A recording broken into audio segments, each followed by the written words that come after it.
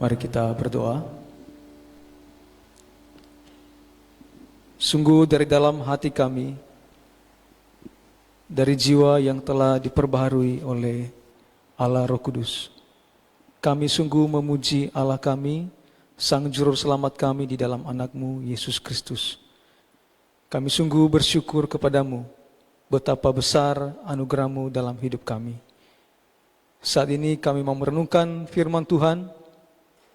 Biarlah Engkau mengurapi, menguasai hamba-Mu seluruhnya, dan kami semua yang mendengarkan sabda-Mu di bawah kendali Roh Kudus-Mu. Kami sambut firman-Mu, di dalam nama Yesus kami berdoa. Amin. Silakan duduk kembali Bapak Ibu.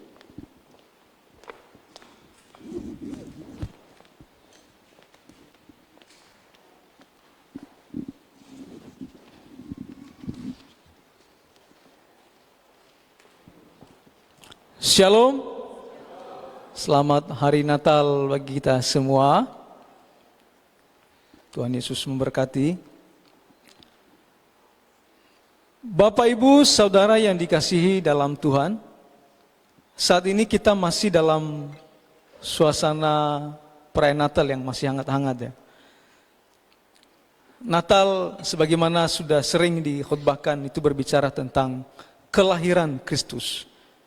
Tentu kita tidak dapat memisahkan atau melupakan bahwa dia juga pernah hidup, dewasa, lalu mati dan bangkit dan naik ke surga bagi kita. Kita semua percaya bahwa dia adalah Allah yang menjadi manusia. Namun agar tidak terjadi kekeliruan untuk memahami konsep dari iman Kristen yang paling mendasar ini, bisa kita lebih memperuncingnya kembali lagi, bahwa Sang Firman atau Anak Allah, pribadi kedua daripada Allah Tritunggal, menjadi manusia. Jadi bukan Bapa yang menjadi manusia, bukan Roh Kudus yang menjadi manusia, apalagi mengatakan Allah Trinitas menjadi manusia. Melainkan pribadi kedua dari Allah Trinitas, Firman Allah, Logos itu menjadi manusia dalam pengertian bahwa kemanusiaan, tabiat kemanusiaan ditambahkan kepada pribadi Logos, kepada pribadi Anak Allah. Yang tadinya kemudian Anak Allah hanya memiliki satu tabiat, yaitu Allah sejati. Dan setelah dia menambahkan kemanusiaan di dalam dirinya, ia memiliki dua tabiat. Satu pribadi dengan dua tabiat. Allah sejati dan manusia sejati dalam satu pribadi, yaitu firman Allah atau Logos itu. Dan kedua tabiat ini menyatu dalam satu pribadi tanpa percampuran. Itu adalah dasar iman Kristen kita. Dasar iman Kristen yang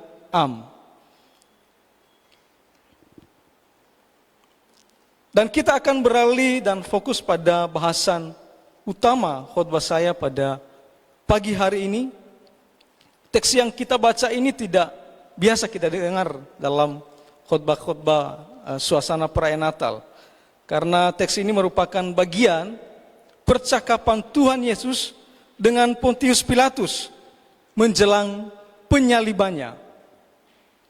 Dan apa hubungannya dengan kelahiran Kristus? Mari kita buka Alkitab kita di dalam Yohanes pasal 18. Yohanes pasal 18.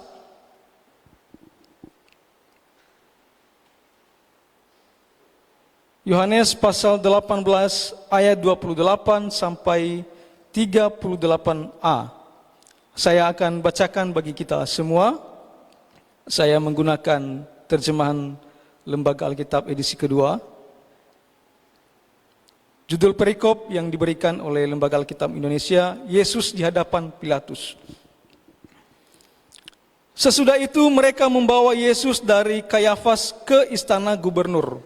Waktu itu dini hari, mereka sendiri tidak masuk ke istana itu, supaya jangan menajiskan diri, sebab mereka hendak makan Paskah.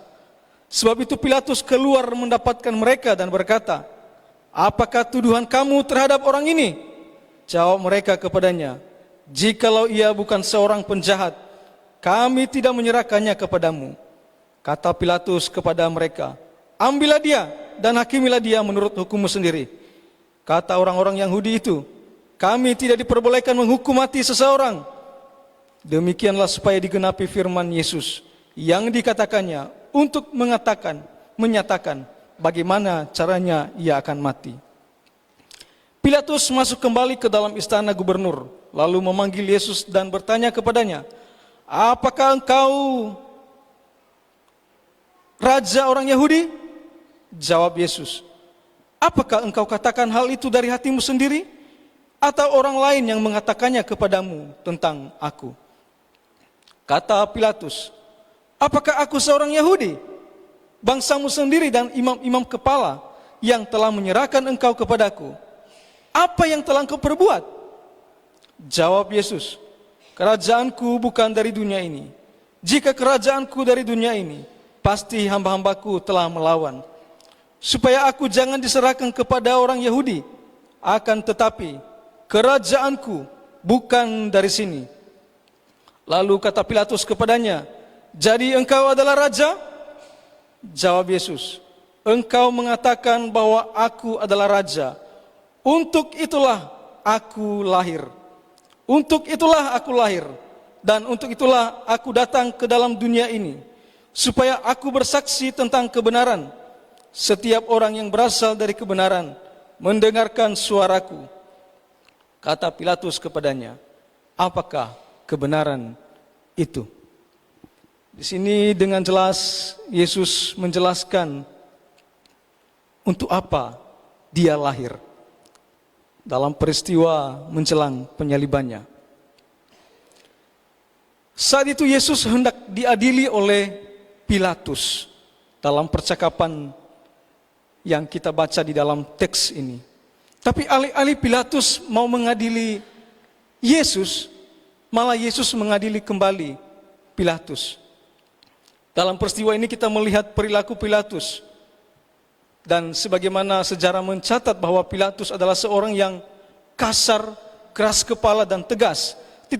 Tapi di dalam teks yang kita baca, Pilatus terlihat seperti seorang yang bimbang dan mengalami konflik batin di dalam mengambil keputusan.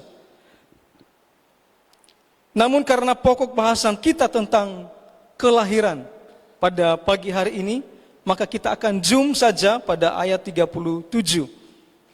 Kita fokus pada ayat 37 yang mengingatkan kita akan tujuan besar dari kelahiran Yesus di dunia. Pilatus bertanya kepada Yesus, "Jadi engkau adalah raja?" Jawab Yesus, "Engkau mengatakan bahwa aku adalah raja. Untuk itulah aku lahir, dan untuk itulah aku datang ke dalam dunia ini." Untuk apa Yesus lahir? Dia tidak menyangkal, dia tidak membantah pertanyaan atau tuduhan imam-imam itu kepada dirinya. Melainkan dia berkata, "Untuk itulah aku lahir." Lahir sebagai raja. Pada saat Pilatus menginterogasi Yesus, "Apakah engkau raja orang Yahudi?" Ini adalah salah satu tuduhan imam-imam kepala kepada Yesus, terutama yang ada di kelompok Sanhedrin, majelis ulama Yahudi, yang memfatwakan, memberi keputusan hal-hal yang berkaitan tentang apa yang boleh dan yang tidak boleh, dan berbagai hal di dalam agama Yahudi. Dan pada masa itu, di dalam Romawi, ini adalah tuduhan yang sangat serius. Ini bisa dianggap sebagai ancaman terhadap kekuasaan Romawi. di mana Romawi berkuasa penuh atas wilayah provinsi Yudea saat itu. Bagi Romawi, raja adalah seorang yang memiliki kekuasaan politik, dan setiap pemberontakan atau pengakuan atas kekuasaan yang tidak sah dari Romawi bisa berujung hukuman mati. Dan hukuman mati yang diterapkan saat itu adalah hukuman salib. Itu sebabnya imam-imam itu menuduh Yesus mengaku dirinya sebagai raja, dengan tujuan agar Yesus dihukum mati. Tapi bukan tidak ada di dalam Taurat tentang bagaimana mereka harus mengeksekusi Yesus dengan hukuman mati. Tapi karena mereka tidak punya wewenang untuk menghukum mati Yesus, maka mereka membawanya kepada Pilatus sesuai dengan hukum yang berlaku di dalam kerajaan Romawi. Mereka menuduh dia sebagai raja dengan tujuan agar Yesus dihukum mati. Itu tujuan satu-satunya yang mereka harapkan. Dan Pilatus sebagai gubernur ingin tahu apakah Yesus benar-benar dapat menjadi ancaman terhadap kekuasaan Romawi. Seperti yang saya katakan tadi, bahwa Yesus tidak membantah tuduhan itu, juga tidak menyangkalnya. Yesus menjelaskan bahwa kerajaannya bukan berasal dari dunia ini, dan bahwa dia adalah seorang raja dalam konteks moral atau rohani, bukan politik. Yesus hendak mengklarifikasi bahwa kerajaannya tidak terkait tentang pemberontakan secara politik yang dapat mengganggu pemerintahan Romawi. Dan kita melihat di dalam teks ini, Pilatus tidak begitu peduli dengan kebenaran dalam konteks moral dan hal-hal yang bersifat rohani, yang bersifat teologis. Pilatus lebih peduli pada masalah apakah Yesus benar-benar mengklaim kekuasaan politik menjadi ancaman bagi pemerintahan Romawi. Sehingga kita melihat di dalam teks ini, Pilatus bertanya kembali dengan sinis dan skeptis kepada Yesus. Jadi engkau adalah raja? Yesus sudah menjawab, tapi dia tidak peduli dengan pertanyaan Yesus yang lebih bersifat teologis itu. Dia mau memastikan, walaupun pertanyaannya agak sinis dan skeptis, jadi engkau adalah raja? Dan Yesus dengan tegas mengatakan, seperti yang kau katakan, saya adalah raja, dan untuk itulah saya lahir.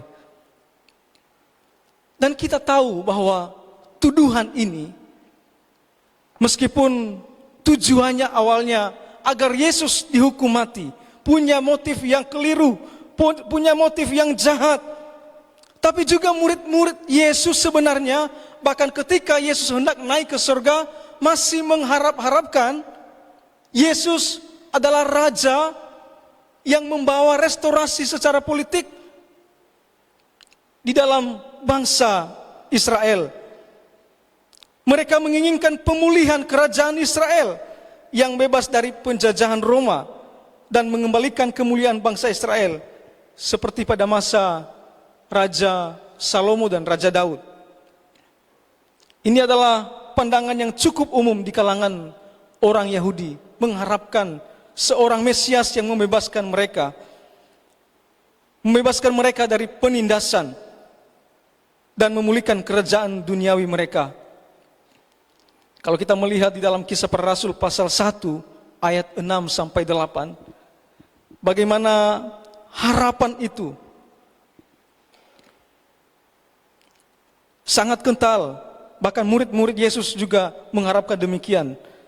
Mereka bertanya kepada Yesus, Tuhan, maukah engkau pada masa ini memulihkan kerajaan bagi Israel? Ini Yesus sudah mau naik ke surga.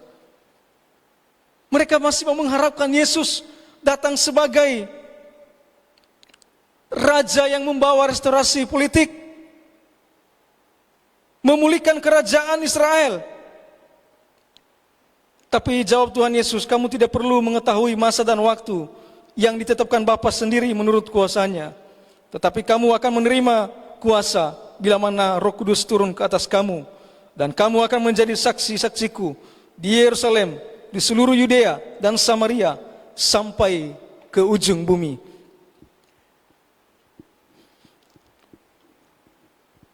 Yesus mengatakan kepada Pilatus, hendak mengklarifikasi kepada Pilatus bahwa kerajaannya adalah kerajaan yang bersifat rohani, walaupun nantinya pada masa ia akan datang kedua kali, ia akan benar-benar menyatakan kerajaan yang nyata.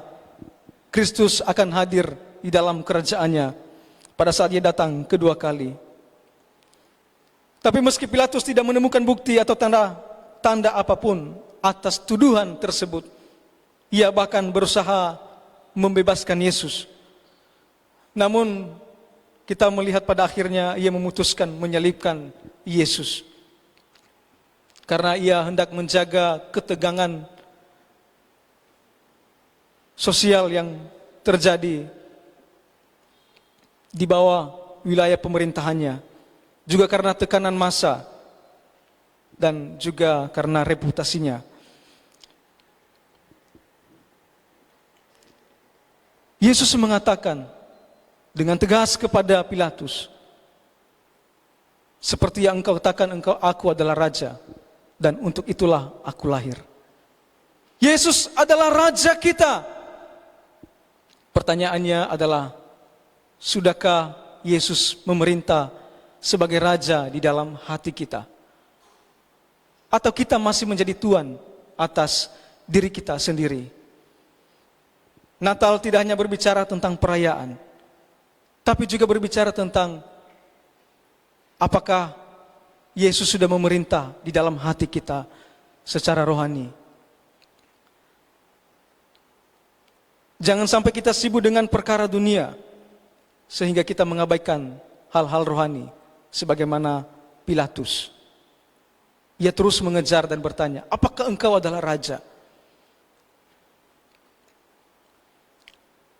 Walaupun pada akhirnya ia tidak menemukan bukti apapun yang membuktikan Yesus hendak menjadi seorang raja yang hendak mendirikan atau mengganggu wilayah kekuasaannya.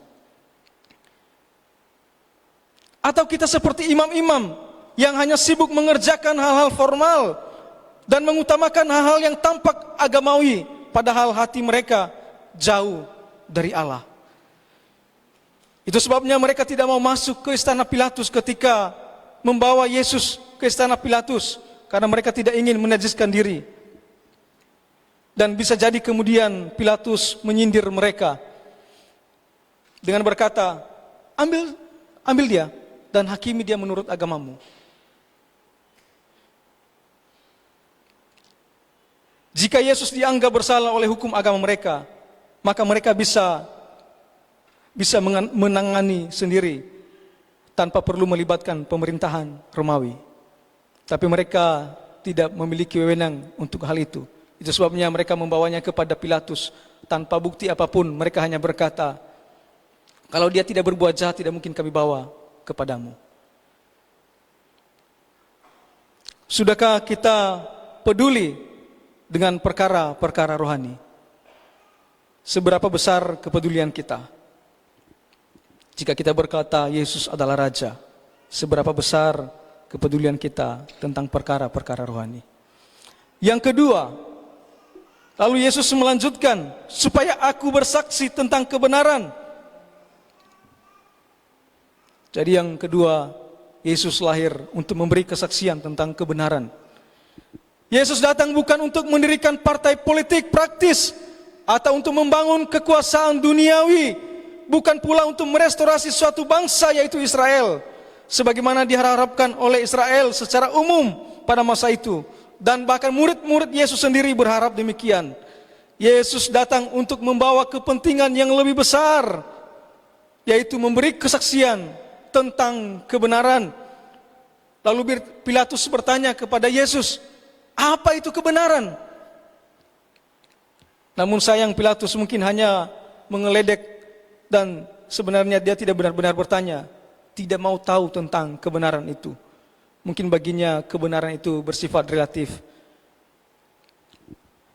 bisa berubah-ubah sesuai dengan situasi dan kepentingan tertentu.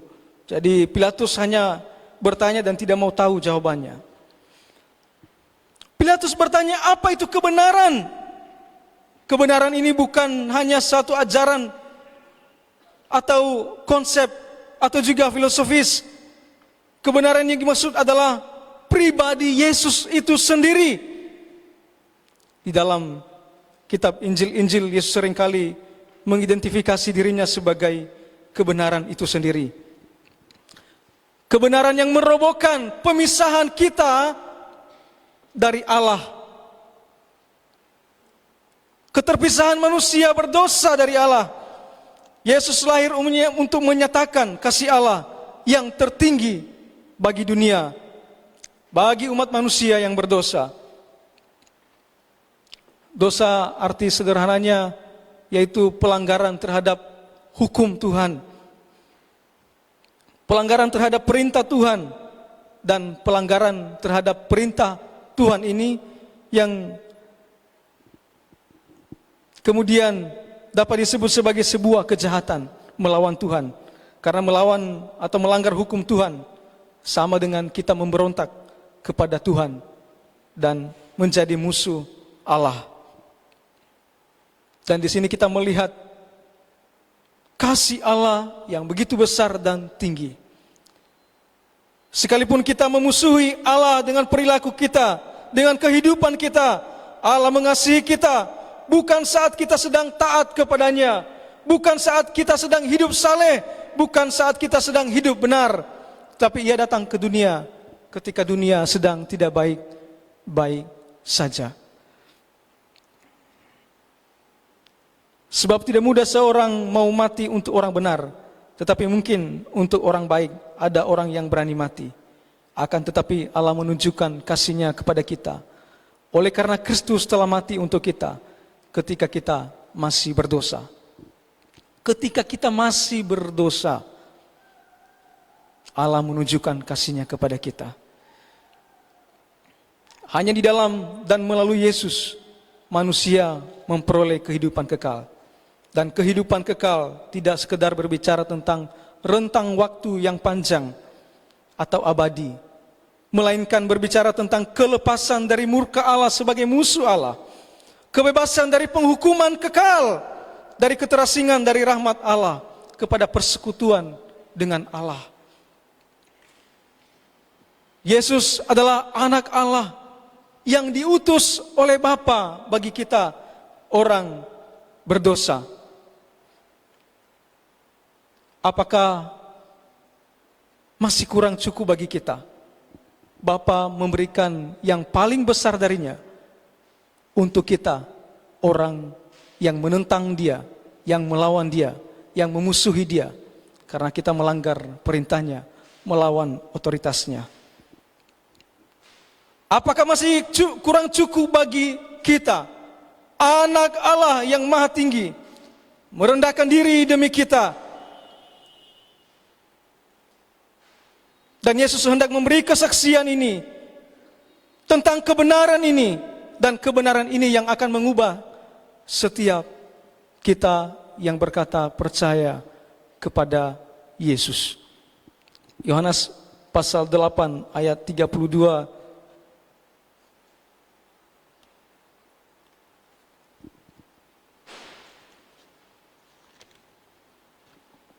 Yohanes pasal 8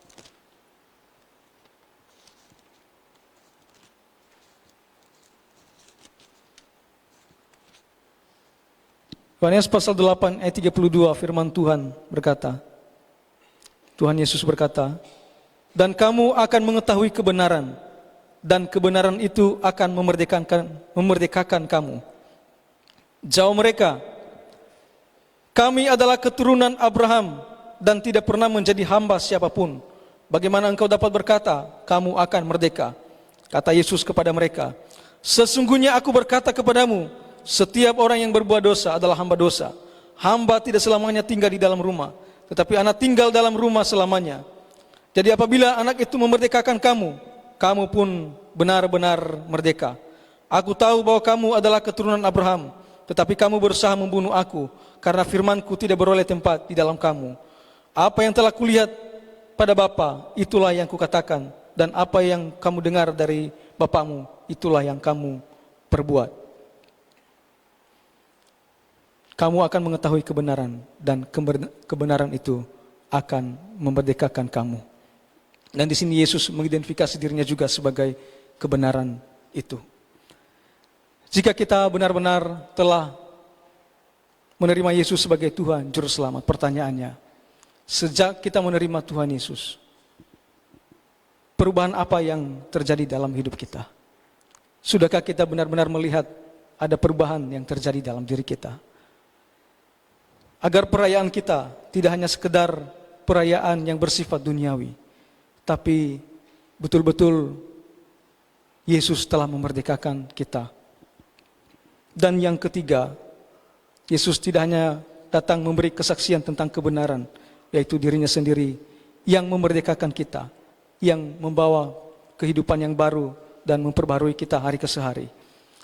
Tapi tujuan yang ketiga, kelahiran Yesus itu bersifat eksklusif. Kita melihat di dalam ayat 37 bagian C, setiap orang yang berasal dari kebenaran mendengarkan suaraku. Sangat tegas dan berwibawa. Ia tidak mengemis kepada Pilatus. Coba lihat, percayalah kepadaku. Saya tidak mungkin, dia tidak memberi kalimat-kalimat yang sifatnya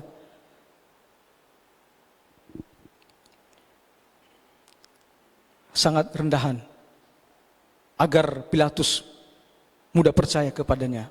Ia berkata kepada Pilatus dengan tegas dan sangat berwibawa, setiap orang yang berasal dari kebenaran mendengarkan suaraku. Ini eksklusif bagi orang yang percaya, bukan bagi setiap orang yang ada di dunia ini. Setiap orang yang berasal dari kebenaran mendengarkan suaranya, mendengarkan suara Yesus.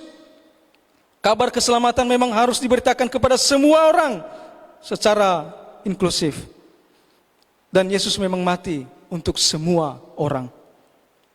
Dalam pengertian bahwa tidak terbatas kepada suatu golongan tertentu, tidak terbatas kepada ras tertentu atau suku tertentu. Misalnya Israel saja, ia datang seperti yang tuduhan-tuduhan tetangga kita. Atau pada status sosial tertentu dan lain sebagainya. Atau karena kadar intelijensi seseorang yang lebih tinggi atau lebih rendah. Tidak. Ia mati untuk semua orang tanpa memandang hal-hal yang demikian. Namun berita keselamatan ini, walaupun diberitakan kepada semua orang, hanya dapat dialami oleh orang-orang tertentu, yaitu setiap orang yang berasal dari kebenaran mendengarkan suara Yesus. Dan Yesus berulang kali dalam kitab Yohanes, berulang-ulang kali menegaskan hal ini. Hanya domba-dombanya yang dapat mendengar suaranya. Bukan setiap orang yang ada di dunia ini, yang pernah lahir atau sekarang atau dan yang masa akan datang. Artinya anugerah keselamatan ini hanya diperuntukkan untuk orang-orang yang berasal dari kebenaran. Siapakah mereka? Seperti yang saya katakan adalah domba-domba Kristus. Yohanes pasal 10 ayat 26 sampai 29. Tuhan Yesus berkata, tetapi kamu tidak percaya karena kamu tidak termasuk domba-dombaku. Jadi apa penyebab mereka tidak percaya? Karena mereka tidak termasuk domba-dombaku. Dan yang paling jelas bahwa karena natur manusia yang telah mati karena dosa. Domba-dombaku mendengarkan suaraku dan aku mengenal mereka dan mereka mengikut aku.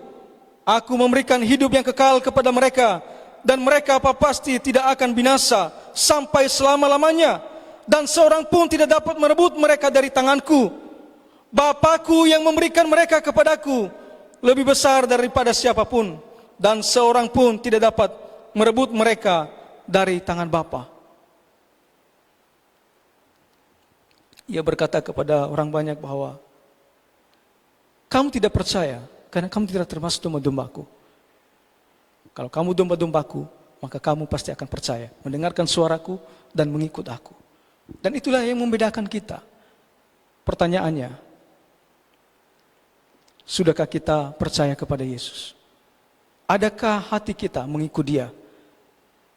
Dengan demikian, kita adalah domba-dombanya. Kepada kitalah Yesus datang. Sangat jelas tujuannya untuk kita. Dan ingat bahwa ini adalah sebuah pilihan. Pilihan daripada Allah. Di mana Bapa memilih kita sebelum dunia dijadikan. Di dalam kitab Efesus dijelaskan. Dan juga di dalam kitab Yohanes ini mengatakan bahwa Bapa memberikan kepada anaknya orang-orang yang ditentukannya. Dan Yesus mati untuk orang-orang yang diberikan Bapa kepadanya. Meskipun demikian, pilihan ini bukan berdasarkan perbuatan kita. Bukan karena keunggulan saya dan saudara. Bukan karena kehendak manusia kita yang terbatas, yang berdosa, yang telah mati, kata firman Tuhan. Kalau sudah mati, mana bisa menanggapi hal rohani? Mana bisa melakukan sesuatu yang bersifat rohani? Kecuali ada mujizat besar yang dilakukan Allah, di mana Roh Kudus menarik kita kepada Yesus. Kalau kita masih bertanya tentang mujizat, mujizat paling besar yang kita terima adalah saat percaya kepada Yesus. Bukan karena kita lebih pintar, lebih baik dari orang lain, sehingga tahu keselamatan. Oh ini saya memilih ini karena ini lebih baik dan orang lain tidak tahu mana yang lebih baik. Itu adalah anugerah Allah bagi kita. Ini semata-mata karena kerelaan dan kemurahan hati Tuhan. Jadi kita berharga karena kita dipilih, diselamatkan oleh Allah.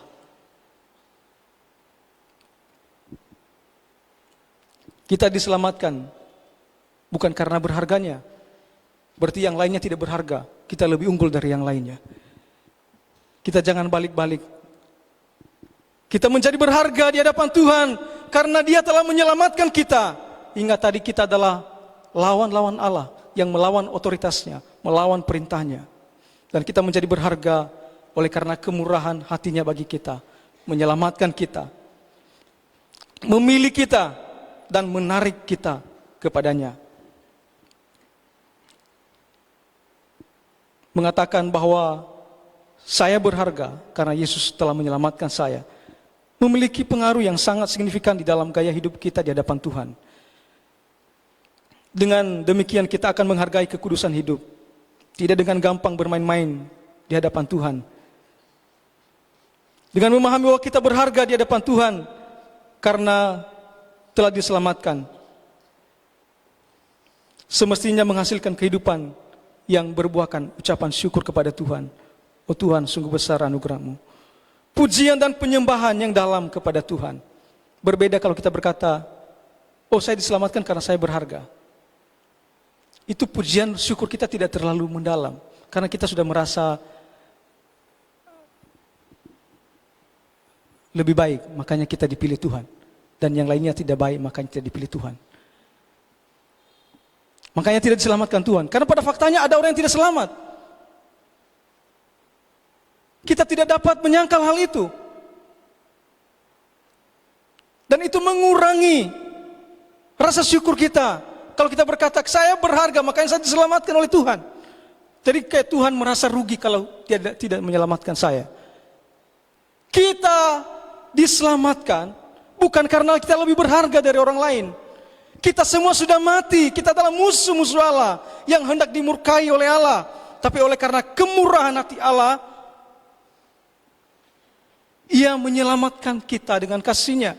Memilih sebagian dengan kasih-Nya, menyatakan kuasa-Nya yang ajaib di dalam diri kita.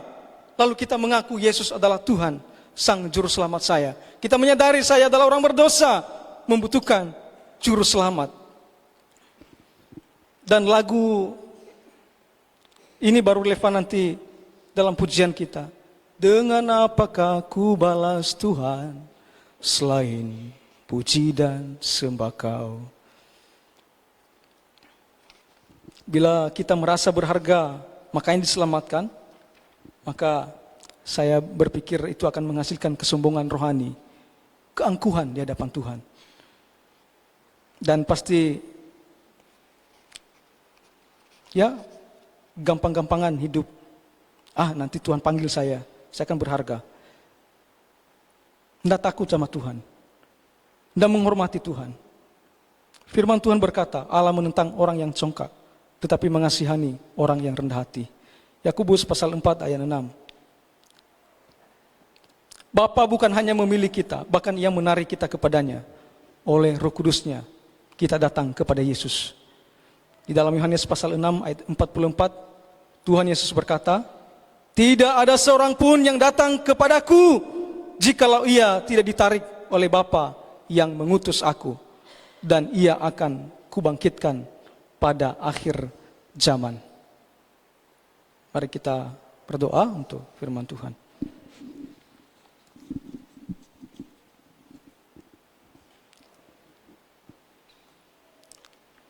Bapa di surga, kami bersyukur untuk berkat firman-Mu pada pagi hari ini. Kami manusia berdosa terbatas. Kami bersyukur untuk anugerah-Mu di dalam anak-Mu Yesus Kristus, Sang Penyelamat kami. Roh Kudus-Mu yang menginsafkan kami, membawa kami kepadamu, melihat terang-Mu yang ajaib. Kiranya akan menerapkannya di dalam hati kami, menguatkan kami, menopang kami, terus mengikut anak-Mu Yesus Kristus yang telah mati bagi kami. Terpujilah nama-Mu, di dalam nama Yesus kami berdoa. Amin.